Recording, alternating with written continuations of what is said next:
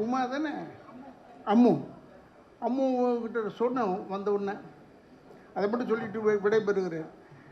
நீ ஏன் இந்த நாய் பிடிக்கிற விஷயத்தில் போய் கோபிநாத்கிட்ட போய் நின்னேன்னு. அந்த நாயை விட்டா என்ன, பிடிச்சா என்ன, உனக்கு தேவையில்லை. ஏன்னா இது ஒரு அழகானவள், அறிவானவள். அதற்காக சொல்கிறேன். எனக்கு ரொம்ப நெருக்கமாக இருக்கிறதுனால தான் நான் சொன்னேன். ஏன்னா நாய் நன்றி உள்ள மிருகம். அதே நேரத்தில் அதை சரியாக கவனிப்பு இல்லைன்னா இன்றைக்கி நம்மளை விடலாம் ஹீரோ யாருன்னா நாய்ங்க தான். நம்மளெல்லாம் யாரும் மதிக்கிறதே இல்லை. நாய் வச்சுக்கிட்டு போவாங்க பாருங்கள் வாக்கிங்கு, அவங்களுக்கு நல்ல மரியாதை இருக்குது.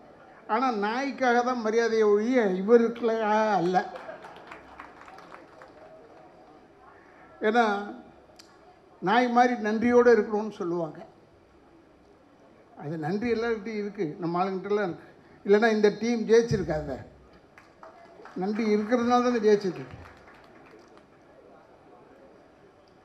ஏன் சொல்கிறேன்னா, ஒரு டாக்டர் சொல்கிறார், நாய் கடித்து மட்டும் ரேபிஸ் வரதில்லைங்க, பூனை எச்சப்பட்டால் கூட ரேபிஸ் வரும்னு. அப்போ நான் என்ன சொன்னால், மொத்தமாக காலத்துக்கு மேலேயே வச்சுக்கிட்ட வேண்டியது தான். வேறு எதுலேயும் வர முடியாது. ஏன்னா இந்த பக்கம் போனால் பூனை இருக்குது, இந்த பக்கம் வந்தால் நாய் இருக்குது, என்ன செய்கிறதுன்னு கேட்டேன். இல்லை நாய்கிட்ட நம்ம இன்ஜெக்ஷன்லாம் போட்டு கரெக்டாக இருக்கணும். எந்த நாயே இன்ஜெக்ஷன் போட முடியும் இந்த தெருவில்? எத்தனை நாய்க்கு போடுறது? அவங்களும் அந்த இன்ஜெக்ஷன் போடணுன்றத இன்ஜெக்ஷனோடையே சுற்றுறாங்க. ஒரு நாய் கிடைக்க மாட்டுதே.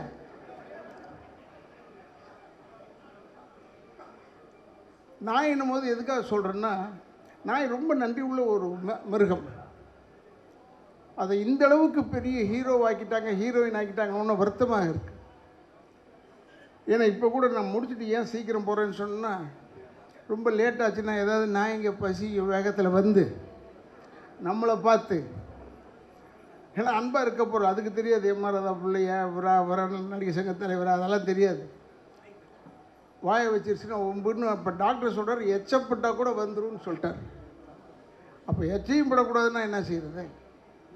ஆனால் நாய் நல்ல நன்றி உள்ளது. இதற்காகத்தான் மனைவி என்ன சொன்னால் புருஷன்கிட்ட, இந்த நாயை வீட்டில் வச்சுக்காதீங்க, இந்த சனியை நம்ம எச்சப்பட்டால் கூட நமக்கு வியாதி வந்துருமா, முதல்ல போய் விட்டுவாங்கன்னா